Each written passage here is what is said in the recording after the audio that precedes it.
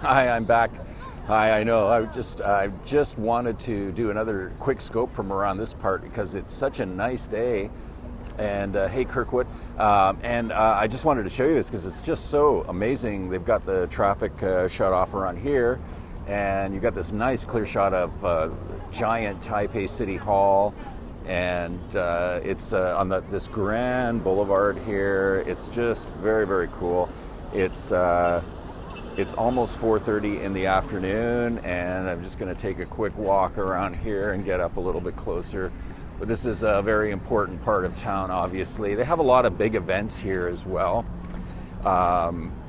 And I'm not sure about anything this week.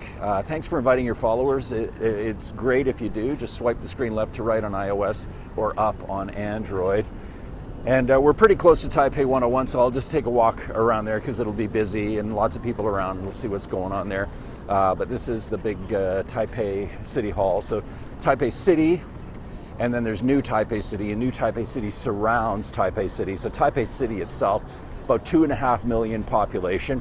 And then when you add in New Taipei City, which is the whole surrounding area, it's over 8 million people here. And they will all be traveling this weekend. Many, at least, will be traveling back to Taipei. Taipei is actually pretty quiet for Taipei standards right now, even though you see lots of people out. It's quiet because many people leave town for the holidays. They will go to the parents' or grandparents' home or family home somewhere else on the island, travel, and so the Taipei becomes quite quiet. And a lot of stores, and some stores, a lot of little restaurants and places that I love to go to. I can't get any food this week, and I don't cook here. I just eat out all the time. So I'm kind of having to go to places I'm normally not used to going to, and these little noodle places that I like are closed right now. There's lots of stuff closed here because of the holidays, but everything gets back to normal on Monday. But this weekend, today's Friday, tomorrow and Saturday, the migration back to Taipei will be happening, so the city will really start come alive again, and people will be back to their normal workday on Monday. But I'm just so amazed that the weather's so nice here right now.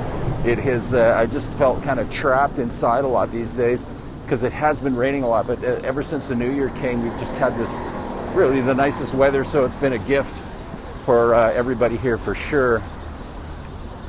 And just coming up to Taipei101. Yeah, I know all about the Hong Kong. Yes, I know all about what's going on with the fishball revolution, they call it. Yeah, I've heard all about that. But I have, and I know what's going on there, but I've been really focused on what's happening here in Taiwan because we've had a devastating earthquake here last weekend, and they're still trying to pull people out from the rubble. There's 50 people that have died now as a result of this earthquake, and there's probably more bodies that they're going to find. So, I've been kind of more focused on that this week, and so have many of the people in Taiwan, but we do know what's going on there, absolutely. And I definitely feel for what's happening. It certainly is a sign of tension in Hong Kong for sure. There's no question about that. But we're just really focused here on these poor people that, we're just still hoping that there is some hope that they can save some of these people that have been trapped there. And warming up has certainly helped, but they've been finding more and more bodies, and they found a young couple, 21-year-old boyfriend, girlfriend,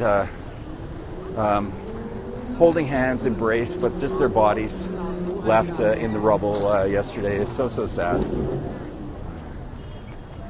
And tomorrow they will fly all of the flags and all the government offices at half-mast in memory of the victims of this terrible, devastating earthquake, and this the terrible tragedy that maybe should have never happened because of this building wasn't properly built, and maybe corners were cut for somebody to make some extra bucks in the end it cost some people some lives, some precious lives. So very terrible. This is Xinyi district.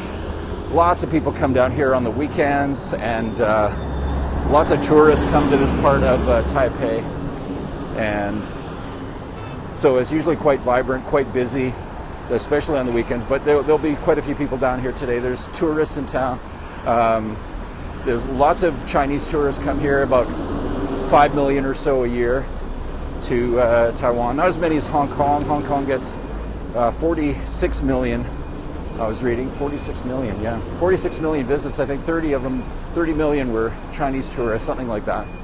It's crazy numbers. Some of them a lot of them just come for the day. But because you gotta fly here, we don't get as many tourists here from China. But lots of tourists come from China, so you see these big groups. I think I see one coming right now, and they're probably could be from China. So you see the flags everywhere around here, and this is another tour group. And so this is this is the big boulevards. This is one of the most developed areas of Taipei, one of the newer parts of Taipei.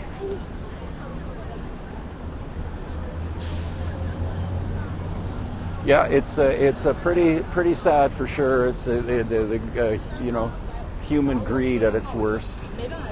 So we'll see what happens. But they have arrested one of the men that was one of the developers of this building that collapsed, and it's the only one in that neighborhood that collapsed like that.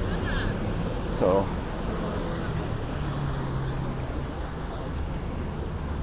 Yeah, just walking along the streets here. I'm just heading towards Taipei 101. There's Taipei 101 right up there. And lots of people out. Taipei 101 is it's got a big luxury multi-level shopping mall in it as well, with lots of expensive luxury brands centered there, and a big huge counter where you can get your tax refund right away. So it's very tourist friendly for sure.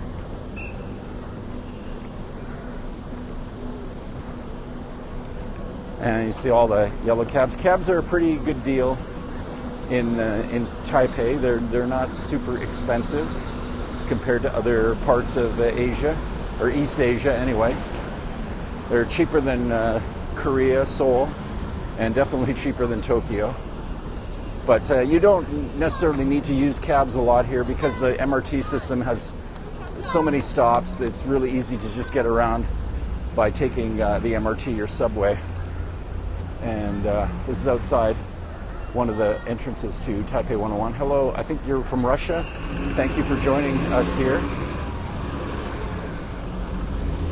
And I'm just going to whip around the corner again and then show you the other side of the entrance. This is where a lot of people come in to see Taipei 101.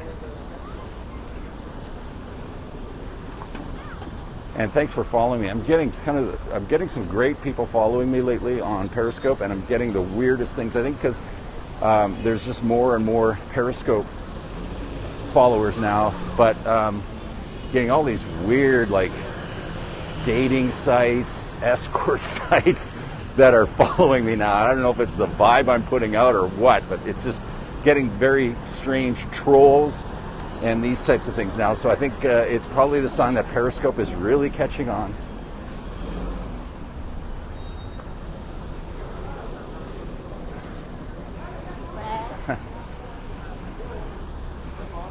And that bike that girl was riding is one part of the city bike program. It's a great program here. You just use your Easy Card pass for the MRT, and there's bike stations everywhere. You just swipe it, get yourself a bike, and you go, and it's really cheap, and you can ride all around for a few cents. You got a ton from Russia. Yeah, I know, Russia's really bad. Lots of Russian girls available, right? I mean, but just lots of really strange ones, but I guess they're just catching on because it's growing in popularity. So there's the market's growing, and that's where they go, where the market's growing. So lovely day here. That's a bike station across. You see some of the people riding the orange bicycles. It's a really great program here. It's so popular. I see there's lots today. I'm surprised because usually on a day like this, especially if it's like a weekend or a holiday, it's good luck finding a bike. I was in a neighborhood last night and I found a bike station and hopped on a bike and rode back to my place, and it took me, you know, maybe a third of the time it would have taken me to walk. It was lovely. So I might grab a bike here after too, do a little bit of riding around. They have these love signs everywhere. I know I've walked past this before. But look at all the tourist bus here lining up. A lot of these will be Chinese tourists coming in, and just a lot big crowds here. I like to go Taipei101. It's about, I think it's about $15 US to go to the as high as you can go is the 91st floor, and I've scoped from there before. If you go to Catch, go see me on Catch. You may be able to see some old periscopes from Taipei101. But this is all the crowds here. It's a really nice day, and they just load up. But yeah, these people will be all from China, mostly from China. The big tour groups.